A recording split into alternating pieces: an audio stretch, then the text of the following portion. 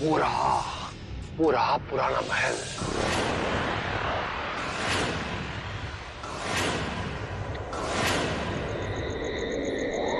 अब याद रहे, यमराज के पास पहुंच गए तो रूपनगर की प्रजा बोलेगी कि बेचारा भानु प्रताप नहीं भानु प्रताप सिंह जी, रूपनगर की प्रजा ऐसा कुछ भी नहीं कहेगी। वो तो केवल आपके नाम की जय जयकार करेगी। आपको हमारी मन की बात कैसे पता चल गई नागराज जी? आप क्या अंतर्यामी हैं?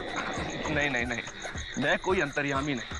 वो तो आप घबराहट के मारे स्वयं ही अपने मुख से बड़बड़ा रहे थे तो मैंने सुन लिया। भानु प्रताप सिंह जी, वैसे आप मेरी भी बुराई कर रहे थे ना? किंतु मैं तो सदा आपकी प्रशंसा ही करता रहता हूँ। एक मैं ही हूँ जिसने राजकुमारी चंद्रमुखी के सामने आपकी प्रशंसा के गीत गाए थे। हाँ। अच्छा अच्छा, अब ये बताओ कि और कितनी दूर जाना है? बस समझिए आपका लक्ष्य सामने आ गया। हाँ भाई रोक दो। भानु प्रताप सिंह जी के लिए द्वार खोलो।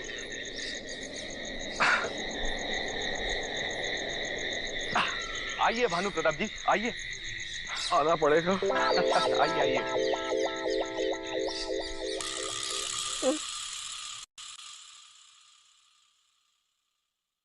भानु प्रताप जी, आप यहां से चंद कदम दूर जाएंगे तो आपको एक महल दिखाई देगा। बस ये वही महल है जिसमें वो पशुराज बैठा अपने भोजन की प्रतीक्षा कर रहा है।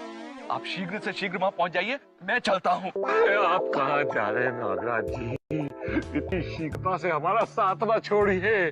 आप तो जानते हैं कि राजकुमारी चंद्रमुखी के बाद हम पूरे रूपनगर में सिर्फ आप ही को पसंद करते हैं। क्षमा कीजिए भानु प्रताप जी, मैं यहाँ से एक कदम भी आगे बढ़ाने की अनुमति नहीं है।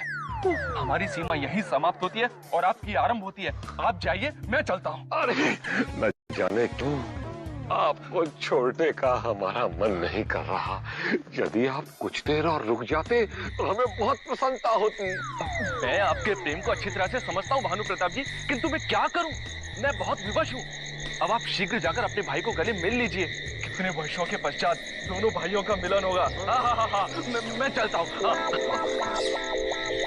ठीक है नागराज जी, हम याद रखेंगे कि आपने हमारा आग्रह नहीं माना। यदि हमारा आग्रह मान लेते तो आपको बहुत लाभ होता। युवराज, युवराज,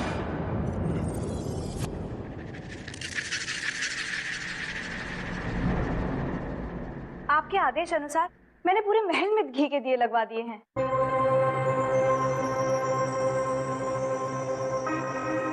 किंतु मेरी समझ में ये नहीं आ रहा कि आपने इतने दिए लगाने का आदेश क्यों दिया है।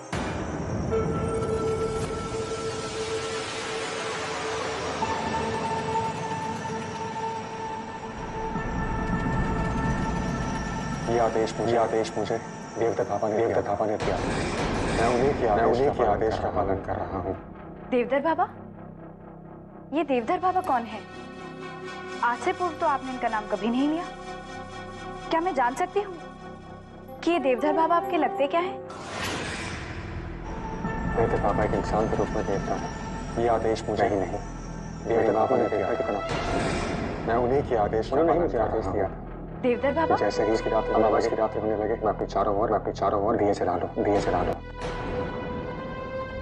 ये नन्हे नन्हे दीपक अमावस की रात से आपकी रक्षा करेंगे? ये बात हमें समझ में नहीं आई। भला ये नन्हे दीपक अमावस की रात से आपकी रक्षा कैसे कर सकते हैं? जैसे डूबते हुए को तिनके का सहारा होता है, वैसे ही दिए की रोशनी मुझे अमावस के प्रकोप से बचाएगी। देवदत्त बाबा ने मुझे ये कहा था कि जैसे ही अमावस की रातें होने लगे मैं अपने चारों ओर अग्नि का कवच बना लूं। मैं वही करने जा रहा हूं। युवराज,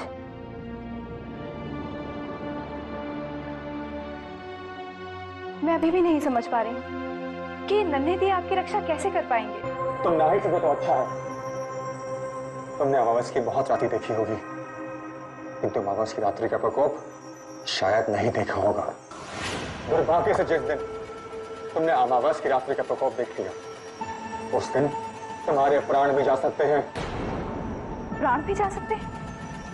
अब मैं आपसे कोई और प्रश्न नहीं करूंगी, क्योंकि मुझे भी अमावस की रात से विचित्र सा भय लगने लगा है। आप आदेश दीजिए, आपकी सेवा में और क्या करना है?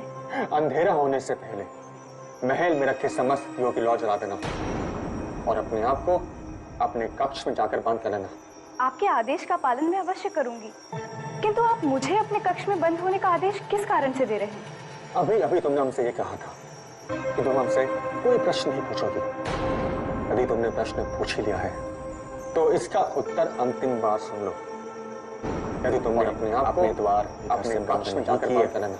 आपके आदेश का पालन मैं अवश्य करूंगी, निश्चित है। किंतु आप मुझे अपने कक्ष में बंद होने का आदेश किस कारण से दे रहे हैं? अभी अभी तुमने हमारी दृष्टि तुम पर पड़ के तुम हमसे कोई प्रश्न नहीं पूछो। तुम्हें मरने से यदि तुमने भगवान मुझे बचा सकता तो इसका उत्तर अंतिम बार सुन लो और हमारे पुकारने पर भी हमारे सामने नहीं आना। याद रहे, अंधेरा होने से पूर्व निश्चित समस्त दिए जला देना। यदि अंधेरा होने के पश्चात जाओ। जो आ गया, चलते हैं।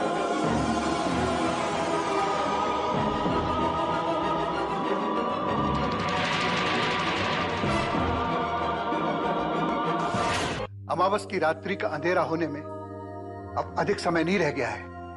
अंधेरा घिरते ही कोई भी अनिष्ट घटना घट सकती है। इस आने वाले संकट के विषय में आप सबने क्या सोचा है?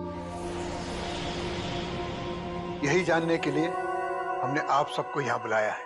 हमने अपनी समस्त प्रजाओं को सावधान कर दिया है और ये ढिंडोरा भी पिटवा दिया है कि अंधेरे होते ही सभी अपने घरों में छुप जाए और अंधेरे के बाद कोई अपने घर से बाहर ना निकले।